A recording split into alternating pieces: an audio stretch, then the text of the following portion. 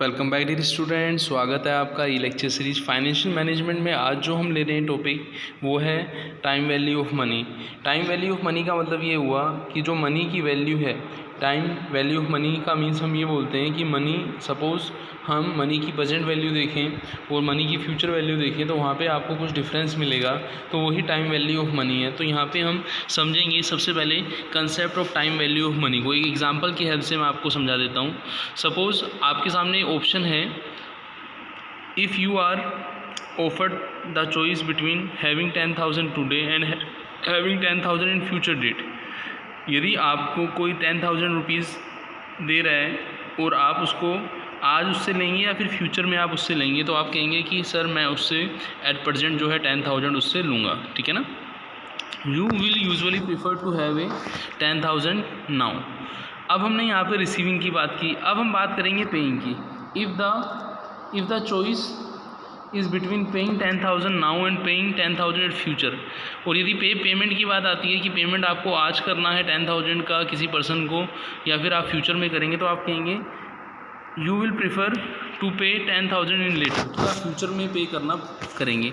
तो सिंपली जो बात हुई वो ये हुई कि पहले केस में जो 10,000 आप अर्ली रिसीव कर रहे हो और सेकंड केस में जब पेमेंट का टाइम आ रहा है तो आप उसको लेट पेमेंट कर रहे हो। तो यहाँ पे जो डिफरेंस है वो ये है कि आप उस मनी को जो अर्ली रिसीव कर रहे थे कुछ टाइम के बाद आप बैंक में भी रखो तो आप उस पर कुछ इनकम अर्न करोगे। तो इंटरेस्ट इनकम के लिए हम जो हैं यहाँ पे हम देखते हैं कि जो वैल्यू ऑफ मनी जो है वो टाइम के अकॉर्डिंग क्या होती है, चेंज होती जाती है। और ऐसे हम सेकंड केस में देखें, deferring the payment you can earn interest by keeping the money in bank, कि आप पेमेंट किसी को लेट करोगे तो आप उसको बैंक में रख के आप इंटरेस्ट भी क्या कर सकते हो, अर्न कर सकते हो। एक छोटा सा एग्जांपल मैं आपको देता हूँ। सपोज़ मान लीजिए आप कोई प्रॉपर्टी लेना चाह रहे हो, तो प्रॉपर्टी के लिए जो आपके पास अमाउंट है, मान लीजिए आप उससे 40 लाख की प्रॉपर्टी लेने जा रहे हो और 40 लाख रुपए आपके पास है। अब वो आपको कहता है कि मुझे तो अभी 10% दे दीजिए, 4 लाख रुपए। अब जो 36 लाख रुपए आपके पास है, आप उसको सपोज़ 3 महीने भी रखते हो, तो 3 महीने में 36 लाख का यदि आप निकालें, मैं एक छोटा सा एग्जांपल दे रहा हूँ, 10% माने, वैसे है नहीं, 6 से 7% है, 10% भी माने तो 3,60,000 तो आपका साल भर का होगा, ठीक है ना। उसमें भी यदि हम देखें तो 3 लाख जो है 3,60,000 रुपये यदि आप देखें तो 365 दिन का हुआ, तो एक दिन का कितना हुआ, 3,60,000 जो है 360 का 365 का यदि हम भाग दें तो एक दिन का 1,000 रुपये हुआ। तो उसका मतलब ये हुआ कि आप 3 महीने में का मतलब ये हुआ आप 90 डेज़ में 90,000 अर्न कर लेंगे, नहीं कर लेंगे। तो यही जो मनी की वैल्यू है वो टाइम की है कि जो गैप है आपके पास ये आपको कुछ अर्न मनी में हेल्प करता है। इसी को हम क्या बोलते हैं, टाइम वैल्यू मनी बोलते हैं। यदि हम यूँ कहें कि यदि बैंक कोई इंटरेस्ट नहीं दे तो हम मान सकते हैं कि वैल्यू मनी की नहीं है, लेकिन ऐसा वास्तव में नहीं होता। वास्तव में हम देखें तो प्राइस का जो लेवल है वो चेंज होता रहता है, टाइम के साथ साथ क्या हो जाता है, चेंज होता जाता है। यदि आप सब्ज़ी मंडी में भी कोई सब्ज़ी लेने जा रहे हैं तो वो आपको जिस दिन लास्ट डे जो प्राइस था, अगले दिन प्राइस कुछ आपको डिफरेंट ही मिलेगा। आप कॉमोडिटी की मैंने एग्जांपल दिया आपको, आप शेयर्स के प्राइस देखो फाइनेंशियल डेरिवेटिव के अंदर, तो वहाँ पे उनके प्राइस भी क्या होते रहते हैं, चेंज होते रहते हैं। तो ये हम सब चीज़ें टाइम वैल्यू ऑफ मनी के कारण हम समझ रहे हैं। फिर हम देखेंगे कि रीज़न क्या है, reason why money is future is worth less than the similar money in today, ठीक है ना, कि रीज़न क्या है। तो हम देखते हैं कि हम प्रेफरेंस क्या देते हैं, प्रेजेंट कंजम्पशंस को देते हैं। एक छोटा सा एग्जांपल मैं आपको देता हूँ। If individual present preference is very strong, then he has to be offered a very high incentive to forego it like a higher interest and vice versa। एक छोटा सा एग्जांपल मैं आपको दे रहा हूँ कि यदि हम यहाँ पे देखें, इफ़ इन्फ्लेशन रेट 8% है फॉर नेक्स्ट 15 ईयर्स में यदि हम देखें, तो जो चीज़ हम यदि 100 रुपये की यदि हम बाय कर रहे हैं तो हम 15 साल बाद वो चीज़ 317 रुपये की मिलेगी। इसका एक एग्जांपल आप ऐसे भी ले सकते हैं कि आज से 15 साल पहले जो चीज़ आपको 15 साल पहले जो चीज़ आपको 100 रुपये की मिलती थी वो आज 317 रुपये की मिल रही होगी। कहीं कोई चीज़ें ऐसी होंगी जिनमें प्राइस कम ज़्यादा भी हो सकता है, इन्फ्लेशन कम ज़्यादा भी हो सकती है, और डिफ़र करता है प्रोडक्ट टू प्रोडक्ट। तो कहीं ना कहीं हम देखें तो इन्फ्लेशन भी एक इंपॉर्टेंट फैक्टर है। जैसे हम हाउस होल्ड की एक्सपेंसेस की हम बात करें तो 2010 की यदि हम बात करें तो 20,000 में नॉर्मली जो है खर्चा चल जाता था, लेकिन 2020 में यही 35,000 हो गया और 2030 में यही आपका 75,000 होगा। तो ये सब क्या है आपका इन्फ्लेशन के कारण। हम हायर एजुकेशंस की देखें तो पहले प्राइसेस बहुत कम होते थे, गवर्नमेंट कॉलेज की तो हम बात छोड़ें, यदि हम प्राइवेट कॉलेज के अंदर देखें तो प्राइसेस बहुत ज़्यादा हैं। तो यही इन्फ्लेशन है कि जो हमारा जो रीज़न है टाइम वैल्यू ऑफ मनी का, वो इन्फ्लेशन भी है। इसके अलावा हम देखें जो एल्बर्ट आइंस्टीन थे, उन्होंने बताया था कि जो रिस्क है, रिस्क की यदि हम बात करें, जैसे हम कंपाउंड इंटरेस्ट की यदि हम बात करें तो 8th वंडर है वर्ल्ड का। 8th वंडर कैसे है, क्योंकि जो इसको जानता है टाइम वैल्यू ऑफ मनी को, कंपाउंडिंग इंटरेस्ट को जो जानता है वो तो इससे अर्न कर लेगा, जो नहीं जानता है वो इसको पे करेगा। एक छोटा सा एग्जांपल मैं आपको देता हूँ। मान लीजिए आपके पास 10,000 आज हैं और आपके एल्डर ब्रदर के पास 10,000 आज हैं। तो एल्डर ब्रदर ने क्या किया, उस 10,000 को कमोडिटी में लगा दिया। उन्होंने क्या किया, घर काम में, जैसे मान लीजिए गेहूँ आता है तो उन्होंने क्या किया, गेहूँ जो है वो 10,000 में उन्होंने, सपोज़ मान लीजिए उन्होंने गेहूँ का, मैं एक आइडिया दे रहा हूँ आपको, 1,000 रुपये के हिसाब से 10 बोरी उन्होंने लेके रख ली, ठीक है ना। बड़े भाई ने किया, छोटे भाई ने क्या किया, उस 10,000 को बैंक में जमा करा दिया। बैंक ने इसको 6% इंटरेस्ट दिया। जब साल भर बाद जो 10,600 रुपये उनको मिले, 10,600 से जब वो गेहूँ खरीदने गए तो उसी गेहूँ को 10 बोरी को ख़रीदने के लिए उनको 15,000 रुपये चाहिए।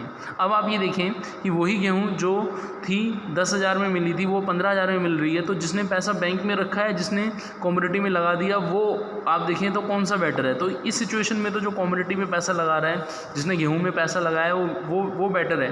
तो कहीं ना कहीं हम ये देखें, जो बैंक के अंदर जो पैसा होता है, मैं ये नहीं कहता कि देखो रेडी वो हम कहते हैं ना, slow and study win the race, कि आप बैंक के अंदर छोटी छोटी बचतों से पैसा कमा सकते हो कंपाउंडिंग के थ्रू, लेकिन इन्फ्लेशन इतनी ज़्यादा हो रही है कि कंपाउंड इंटरेस्ट से ही आप उस इन्फ्लेशन को क्या कर सकते हो, रोक सकते हो। तो यहाँ पे रिस्क की हम बात करें कि फ्यूचर में जो मनी की वैल्यू है वो कम होती है, एट प्रेजेंट जो वैल्यू है उससे हम चीज़ें परचेज़ कर लेते हैं अपनी लाइफ की, तो उसकी वैल्यू ज़्यादा होती है, तो वो चीज़ हमारे लिए बेटर है। एक छोटा सा एग्जाम्पल मैं आपको देता हूँ।